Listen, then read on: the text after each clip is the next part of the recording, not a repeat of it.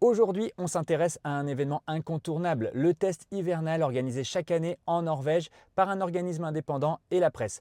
Pourquoi c'est hyper important? Parce que ce test met à l'épreuve 24 véhicules électriques dans des conditions réelles en plein hiver pour évaluer leur autonomie et aussi leur vitesse de recharge. Et ce point est trop peu mis en avant, mais c'est vraiment hyper important de voir ce que tous ces VE valent les uns par rapport aux autres.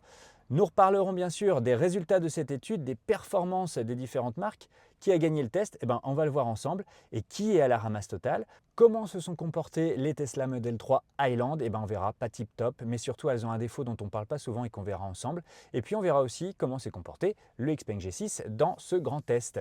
Allez, prenez votre chocolat chaud, votre tisane, que sais-je, votre soupe, même votre bouillon, installez-vous confortablement parce qu'on a pas mal de choses à se dire aujourd'hui. Bonjour à tous, bienvenue sur la chaîne Famille Électrique, moi c'est Laurent. Assurez-vous d'être bien abonné à cette chaîne pour pouvoir suivre toutes les vidéos que je fais, donc il y en a au moins 2-3 par semaine. Également donc le live du vendredi midi. Et puis voilà, il y a des vidéos sur tous les sujets, batterie, véhicules électriques, constructeurs, marché automobile, Xpeng, Xpeng G6 avec des tutos. Donc il y a de quoi faire et franchement si vous vous abonnez ça me fait très très plaisir, mais aussi ça met en avant la chaîne dans l'algorithme YouTube et c'est ce qui aide à son développement. Donc allez-y. Un petit commentaire aussi, il y a plein de choses à raconter et à se raconter, donc vous avez la section commentaires qui est faite pour ça. Je pense que vous aurez des questions, puis vous aurez des débats entre vous. Et puis également, un pouce en l'air, ça aide aussi pas mal.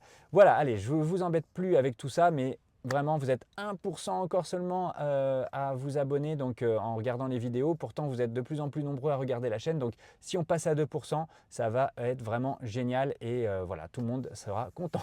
Surtout moi. Bon, mais peut-être vous aussi puisque vous recevrez les vidéos. Allez, on y va, c'est parti. Depuis 6 ans, le magazine automobile Motor, en partenariat avec la Fédération norvégienne de l'automobile, NAF, organise un prix reconnu comme le plus grand test d'autonomie de véhicules électriques au monde. Chaque année, une édition estivale et une édition hivernale sont organisées pour comparer les performances des véhicules électriques dans des conditions radicalement différentes, vous l'imaginez. Et aujourd'hui, on parle des résultats de la course hivernale 2025. D'ailleurs, je vous précise que je suis allé comme d'habitude à la source, car les résultats mentionnés dans certains articles français que j'ai vus sur le net diffèrent des résultats fournis par l'organisme norvégien qui a fait l'étude. Ce test grandeur nature est d'autant plus intéressant qu'il est effectué par le pays le plus spécialisé au monde sur les véhicules électriques et a fortiori sur leur comportement en hiver. La Norvège est le paradis des véhicules électriques. 90% des voitures neuves vendues y sont électriques. Ce pays est également connu pour ses hivers rigoureux et des températures souvent en dessous de zéro, des conditions qui forcément vont impacter les performances des batteries. Donc c'est hyper intéressant de faire ce test en Norvège et de le décortiquer ensemble. Le test est simple mais très exigeant. 24 véhicules électriques neufs ont pris le départ avec une batterie complètement chargée. Tous ont suivi le même itinéraire, un parcours de test rigoureux conçu pour refléter les conditions de conduite réelles, route urbaine, autoroute, zone montagneuse. L'objectif était de rouler jusqu'à épuisement total de la batterie pour mesurer la distance parcourue avant que chaque voiture ne s'arrête totalement. Il y a eu des conditions climatiques extrêmes d'ailleurs. Cette année, les conditions météo étaient particulièrement difficiles d'après ce que dit le test. Les températures étaient glaciales. Pendant toute la durée du test, les températures sont restées en dessous de zéro et bien en dessous de zéro, ce qui affecte directement les batteries des véhicules électriques, vous le savez, en réduisant leur capacité et leur efficacité. En plus de ça, il y avait une pluie verglaçante. Le départ a été marqué par une pluie verglaçante, créant des routes glissantes et ralentissant le convoi pendant près d'une heure. Il y a eu également donc un facteur supplémentaire qui a augmenté la résistance au roulage, notamment sur les sections ouvertes du parcours, c'est le vent. Il y avait pas mal de vent. En plus, au début du test, il y a eu un bouchon qui a immobilisé le convoi, mettant les systèmes de chauffage des véhicules à rude épreuve, ce qui a encore diminué leur autonomie. Ce type de conditions représente, on peut le dire, un vrai cauchemar pour les batteries des véhicules électriques. Tous les véhicules perdent de l'autonomie en hiver, même les thermiques, mais certains s'en sortent bien mieux que d'autres. Donc voilà, au niveau électrique, il faut comparer. Un véhicule électrique n'est pas l'autre. Le grand gagnant, je vous le donne tout de suite, c'est la Polestar 3. Le vainqueur de ce test, c'est sans conteste la Polestar numéro 3, la Polestar 3. Avec une autonomie WLTP annoncée de 560 km, elle a réussi à parcourir 537 km dans ces conditions exigeantes, soit une perte seulement de 4,1%. C'est un résultat qui est vraiment exceptionnel, surtout en hiver et dans ces conditions. Un autre élément que donne ce concours norvégien, c'est qu'ils ont mesuré le 10-80 dans ces conditions. Et donc la Polestar 3 l'a effectué en 32 minutes, soit 2 minutes de plus que la promesse constructeur. C'est pas trop mal quand même. Lors de ce concours, il y avait une voiture qui était particulièrement attendue, c'était la Tesla Model 3 Highland. Eh bien, figurez-vous qu'avec son autonomie de 702 km WLTP, eh bien, on s'attendait à ce qu'elle aille plus loin que ces 548 km qu'elle a parcouru jusqu'à l'arrêt. Et en plus, eh bien, ces données ont été corrigées avec le GPS qui en fait a montré qu'au final, elle n'avait réalisé que 536 km. En gros, c'est une différence quand même importante de 12 km. Eh bien, si on regarde de plus près, ça fausse quand même le résultat du compteur journalier de la Model 3 de 2,24%. Et ben voilà, chers propriétaires de Tesla Model 3 Highland, vous savez maintenant à quoi vous en tenir avec votre compteur qui est un petit peu faussé. Mais restez bien, vous inquiétez pas, il y a d'autres constructeurs qui font pas forcément mieux que ça.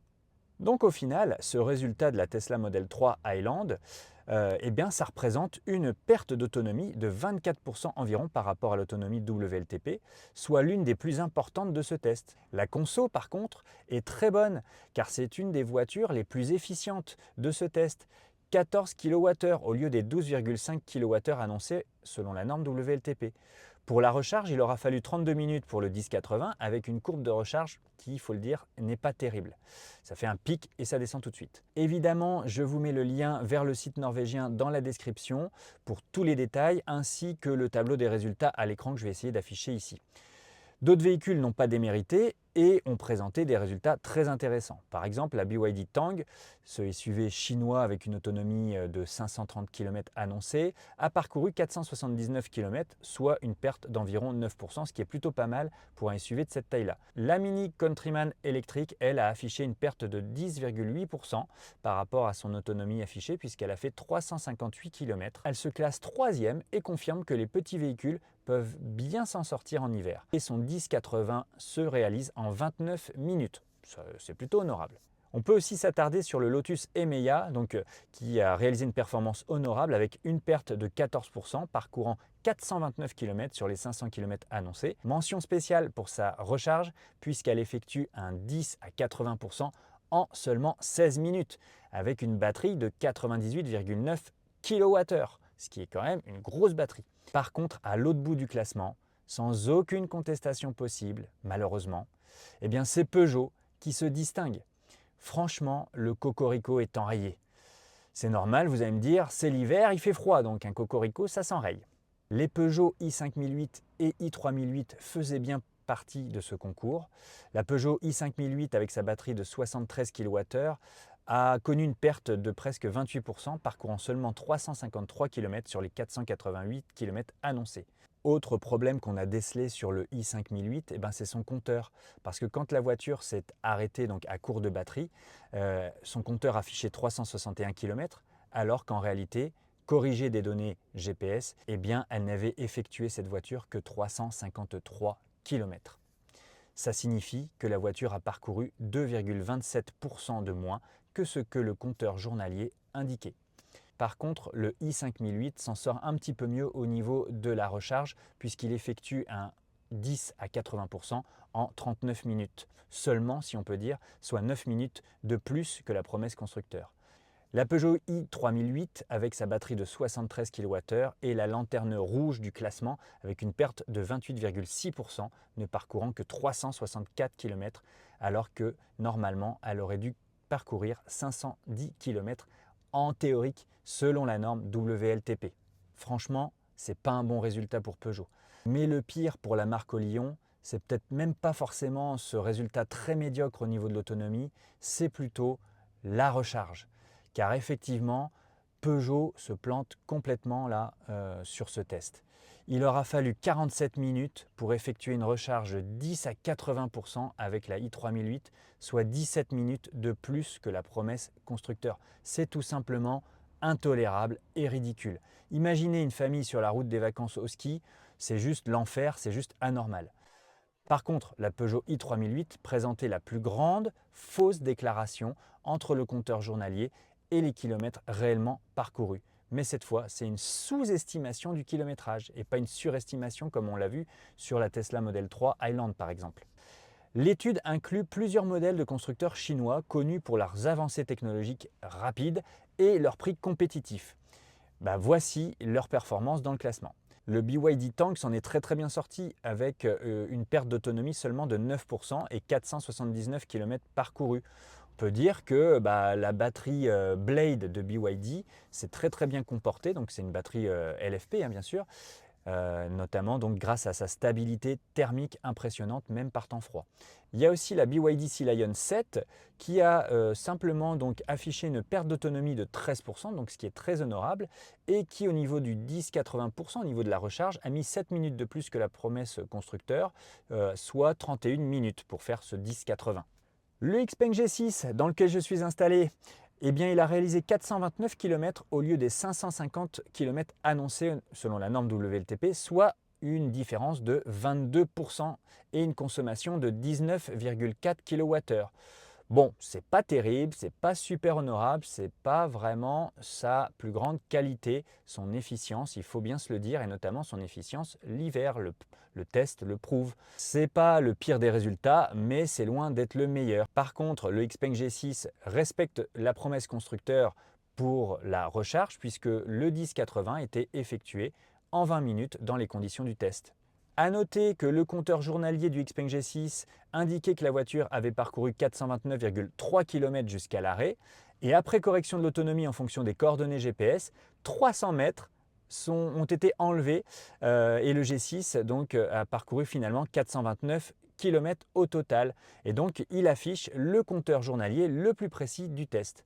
Alors pourquoi ces résultats sont importants? Les conditions hivernales mettent en lumière la fiabilité des chiffres WLTP annoncés par les constructeurs. Bien que tous les véhicules perdent en autonomie par temps froid, les écarts entre les chiffres officiels et les résultats réels varient énormément. Donc si vous achetez un véhicule électrique, je ne dirais pas que l'autonomie WLTP ne veut rien dire, mais il faut vraiment se méfier et vérifier les consommations en conditions réelles, mais surtout selon vos conditions à vous réelles. Température, géographie, usage, tout ça, vous devez l'étudier au peigne fin, il faut vous renseigner. La Polestar 3 donc s'est imposée comme une référence, prouvant que certains constructeurs sont capables d'optimiser l'efficacité des batteries, même en hiver. A l'inverse, Tesla, malgré sa réputation, montre une fois de plus que ses estimations WLTP sont parmi les plus optimistes du marché. C'est peut-être la Tesla Model 3 qui déçoit le plus dans ce test parce que les attentes étaient très élevées vis-à-vis de cette véhicule qui présente une autonomie de plus de 700 km. On se rend compte aussi que l'absence de pompe à chaleur peut jouer car il me semble que les Peugeot testés n'en étaient pas pourvus. Ce sont des options dans ces véhicules. Donc, si vous avez un usage d'une conduite dans des zones froides, dans des régions où il fait plutôt froid l'hiver, je vous conseille vivement de tout de suite prendre un véhicule équipé d'une pompe à chaleur. Même si c'est une option, il faut la prendre. Voilà, c'est terminé. On a fait le tour en fait de ce grand test norvégien dans des conditions hivernales. Je trouve que c'était hyper intéressant d'en parler.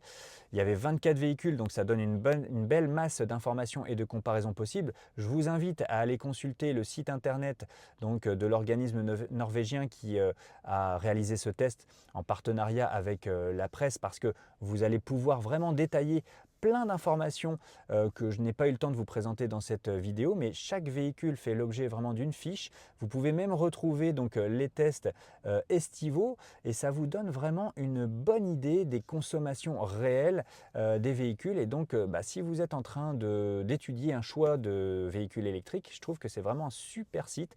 Alors voilà, maintenant c'est à vous de commenter tout ça. Est-ce que ces résultats peuvent vous influencer dans un futur achat? Est-ce que ça compte pour vous? Est-ce que vous avez été surpris comme moi de la performance de la Polestar 3? Et puis comme moi également déçu finalement de la performance ou de la contre-performance de la Tesla Model 3. Voilà les amis, si cette vidéo vous a plu, n'hésitez pas à vous abonner encore une fois et puis à la partager sur les réseaux sociaux. Et puis, lâchez un petit pouce bleu, c'est très bien. J'attends vos commentaires sur tout ça et je vous dis à bientôt pour une prochaine vidéo. Ciao!